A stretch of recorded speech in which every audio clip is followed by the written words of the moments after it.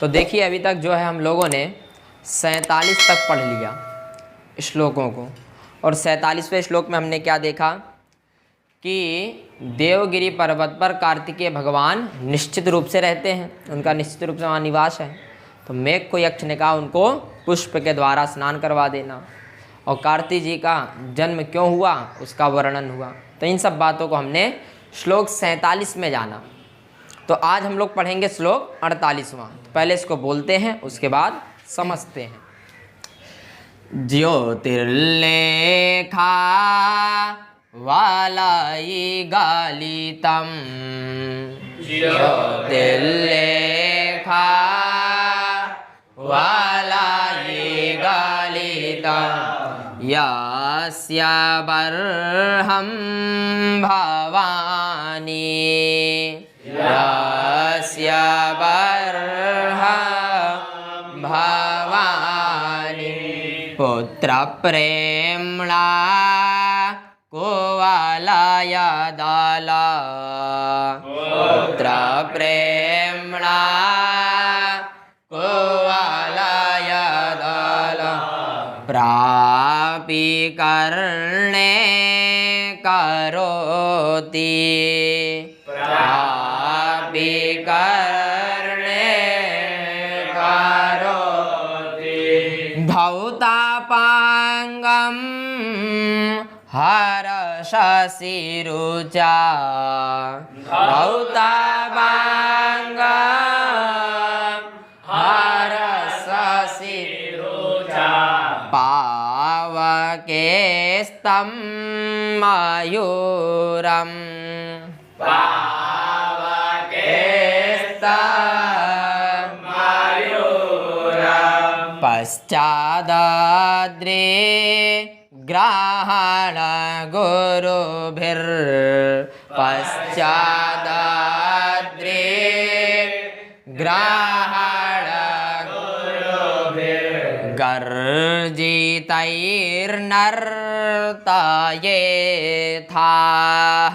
गर्जितैर्नर्तयेथाः।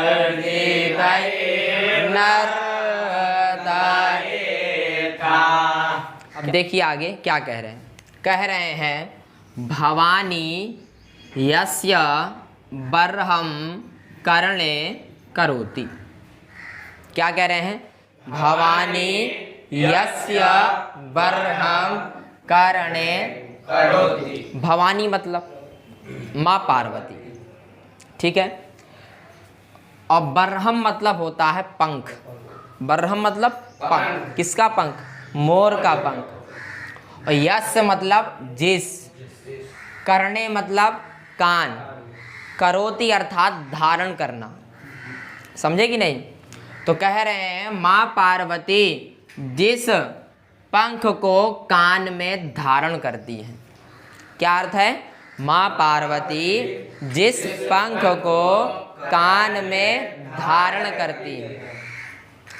तो पार्वती माता जो है मोर के पंख को कान में धारण कर रही हैं। तो किसी ने पूछा भाई क्यों मोर के पंख को आप धारण कर रही हैं? तो कह रहे हैं इसलिए पुत्र प्रेमणा। क्यों?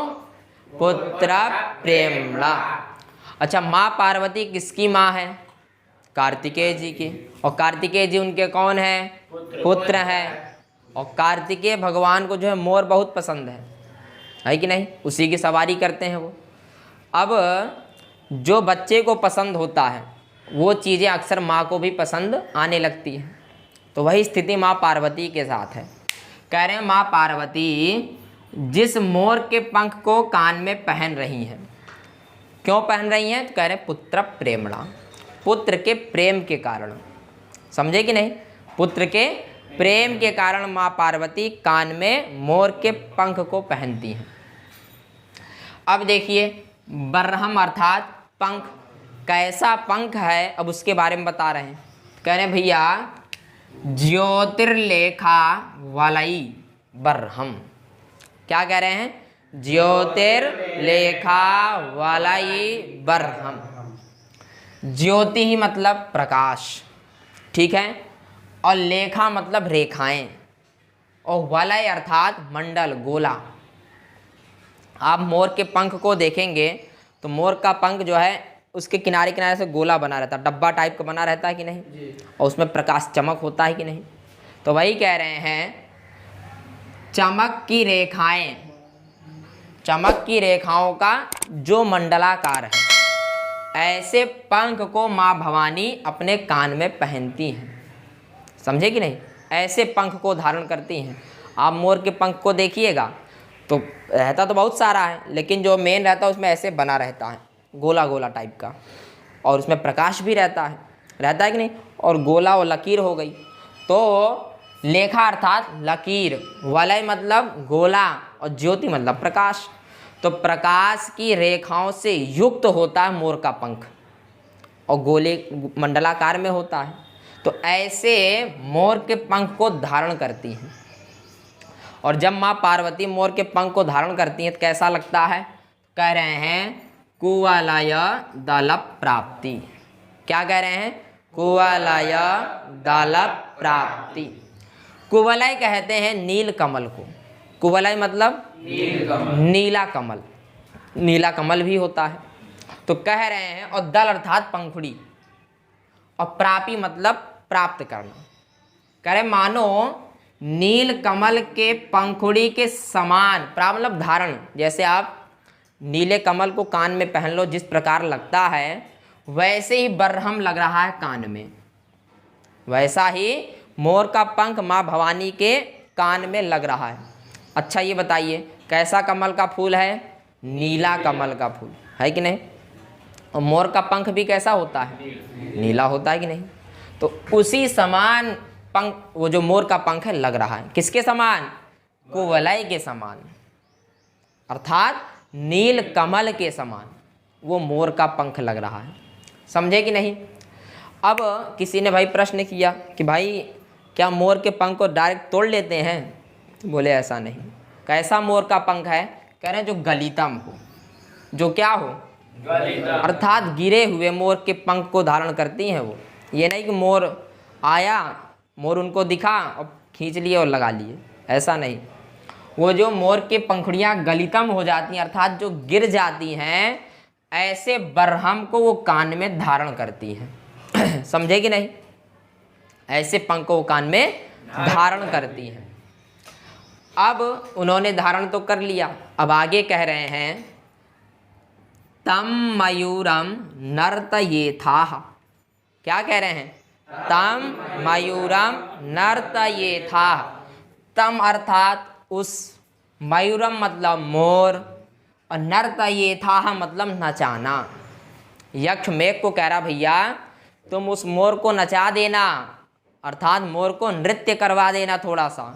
तो मेघ ने पूछा भैया कैसे नृत्य कराऊं, तो यक्ष कह रहा है गर्जितैहि। क्या कह रहा है, अपने गर्जना के द्वारा उनको नृत्य करवाना।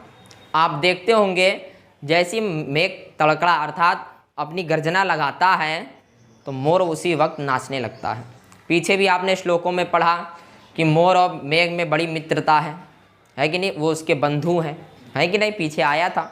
तो वही यक्ष कह रहा मेघ से भाई वहाँ जब पहुँचना तो एक बार गर्जना लगा देना, और जो आप गर्जना लगाओगे तो मयूरम नर्तयेथाः होगा कि नहीं, मोर नाचने लगेगा।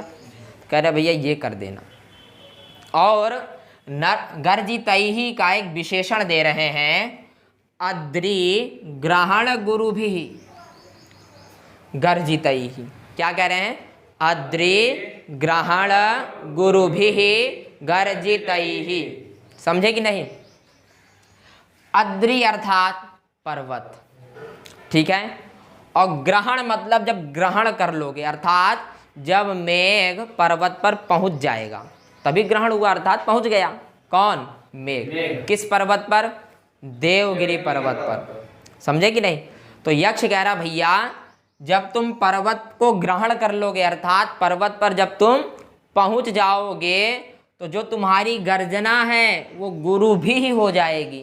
क्या हो जाएगी, गुरु भी का मतलब है अत्यधिक तेज हो जाएगी और श्रेष्ठता रहेगी उसमें। आप पहाड़ों में जाएं, वहाँ आप एक बार कू बोलिए तो आवाज़ कई गुना फैलती है कि नहीं। तो वही गुरु भी है। गुरु भी मतलब फैलना, अत्यधिक सुंदर लगना। आप कू बोलिए, कू कू कू होता है कि नहीं, जहाँ एकांत होता है। तो वही कह रहे हैं, जब आप पर्वत को धारण कर लोगे तो आपकी गर्जना गुरु भी हो जाएगी, अत्यधिक श्रेष्ठ और तेजी गर्जना होगी। जब ऐसी प्यारी गर्जना मोर सुनेगा तो स्वतः वो नाचने लगेगा। इसलिए भैया एक बार गर्जना लगा देना। अब यक्ष कह रहा भैया ये सब कब करना, कह रहे हैं पश्चात। कब करना, बाद में करिएगा ये सब चीजें। किसके बाद में, बाद में कहा मतलब कुछ पहले किया। तो पहले क्या किया, कह रहे हैं भैया पहले कार्तिकेय जी को स्नान करवा देना, उसके बाद गर्जना लगाना। पहले उसके मालिक को प्रसन्न करिए, फिर उसके सेवक को प्रसन्न करिए। तो वही कह रहे हैं पश्चात, अर्थात बाद में एक कार्य करना है आपको। कौन सा कार्य, नचाने वाला। पहले क्या करना है, पुष्पासारय, अर्थात पुष्प के द्वारा कार्तिकेय जी को स्नानित कर देना, अर्थात उनका स्नान करवा देना। समझे कि नहीं। अब मयूरम का एक विशेषण दे रहे हैं। क्या कह रहे हैं, कह रहे हैं धौतापांगम मयूरम। कैसा मोर है, कह रहे हैं धौतापांगम। ठीक है, धौत अर्थात धुले हुए, और अपांग कहते हैं इसको, ये जो होती है नीचे सफ़ेद टाइप की, इसको अपांग कहते हैं। कह रहे हैं भैया जो मोर का अपांग एकदम धुला हुआ लग रहा है। जो मोर का अपांग है वो कैसा लग रहा है, धुल अर्थात एकदम साफ दिख रहा है, चमकता हुआ दिख रहा है। तो मेघ ने पूछा भाई क्यों चमकता हुआ दिखेगा, कह रहा इसलिए दिखेगा क्योंकि हर शशि रुचा, इस कारण से वो चमकेगा, अर्थात धुला हुआ लगेगा। हर मतलब भगवान शंकर, हर हर महादेव लग कहते हो। हर मतलब भगवान शंकर, शशि मतलब चंद्रमा, और रुचा मतलब प्रकाश। ठीक है, तो भगवान शंकर के मस्तक पर जो विराजमान है चंद्र, उस चंद्रमा के प्रकाश से मोर का अपांग धुला हुआ लगेगा। मोर का जो अपांग है कैसे लगेगा, अपांग सफ़ेद होता है कि नहीं, और चंद्रमा कैसे होता है, सफ़ेद होता है। अगर सफ़ेद कोई चीज़ सफ़ेद हो, उसका चमक किसी सफ़ेद पर पड़े, वहाँ चमक होगा कि नहीं, होता है। तो यक्ष कह रहा है भैया इसलिए तुमको वो ऐसा लगेगा जैसे अभी नहा वहा के आया हो, इतना चमक रहेगा उसमें। और क्यों चमक रहेगा, क्योंकि भगवान शंकर के मस्तक पर जो विराजमान चंद्रमा है, उसके रुचा अर्थात उसके प्रकाश के द्वारा वो चमकेगा। कौन, मयूरम, मोर। तो मेघ ने प्रश्न किया भाई किसका मोर, तो कह रहे हैं पावकेह। क्या कह रहे हैं, पावकेह। देखिए पिछले श्लोक में आया था अग्नि ने भी शंकर जी के तेज को धारण किया था कि नहीं। तो इसीलिए कार्तिकेय जी जो हैं वो अग्निपुत्र भी हैं। क्या हैं वो, अग्निपुत्र भी हैं। और पावक मतलब होता है अग्नि, पावक मतलब अग्नि, और अग्नि के पुत्र को पावकी कहते हैं। क्या कहते हैं, पावकी। और पावकी के षष्ठ्यंत रूप बनेगा पावकेह। क्या बनेगा, पावकेह। हरे, जैसे हरि का बनता है वैसे पावकेह, अर्थात कार्तिकेय जी का जो मोर है, कार्तिकेय जी के उस मोर को तुम नर्तयेथा नचाइएगा। किसके द्वारा, गर्जना के द्वारा।